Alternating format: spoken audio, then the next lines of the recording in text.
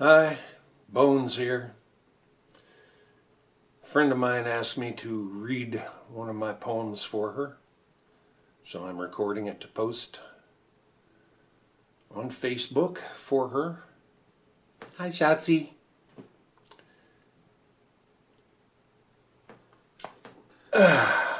One of my better poems. I mean, they're not all great, that's for sure. But I like this one a lot. Hope you do too. It's called If Only the Child. I think written in 2009. Yep. March 25th. Getting close to its anniversary. If Only the Child.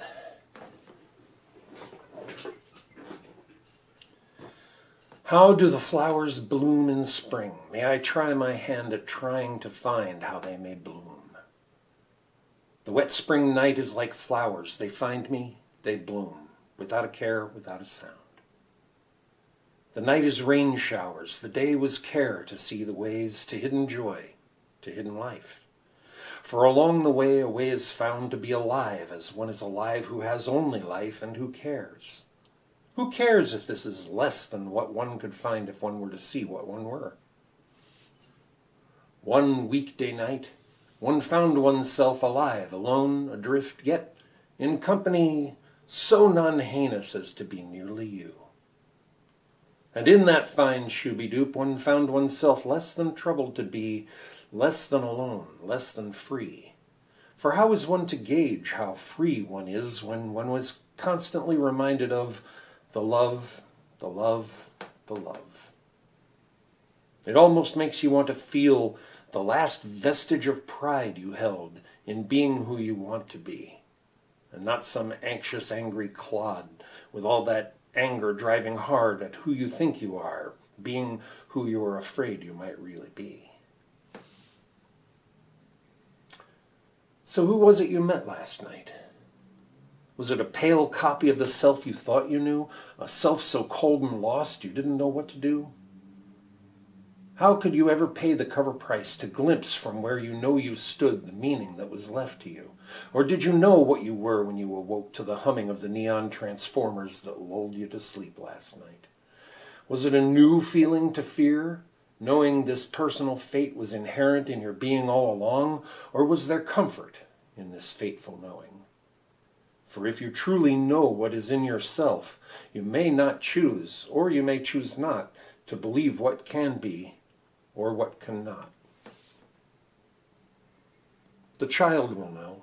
The child can say. But if he chooses not to, what pain is there in this for both of you? I cry when I contemplate the mystery of when. I pray when I apprehend the meaning of it all. There is no word, I say. And thus it becomes true to say that now, among the ruins of my life, there is no word to say what can be, what should be even. And if words are so impotent, then what will do to indicate the vast and true nature of myself and my true calling? No symbol so all-encompassing exists, so I fall into heedless miscomprehension of all I might know, if only the child could tell.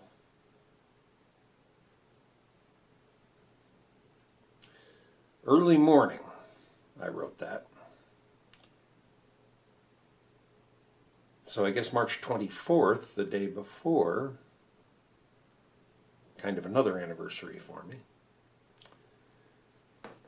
I had been down in Johnny Grome's basement, partying, playing music, and just generally having fun, and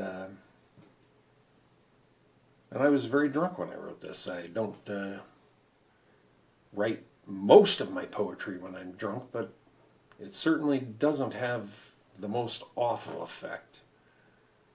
And there's got to be some message in that. And that is all.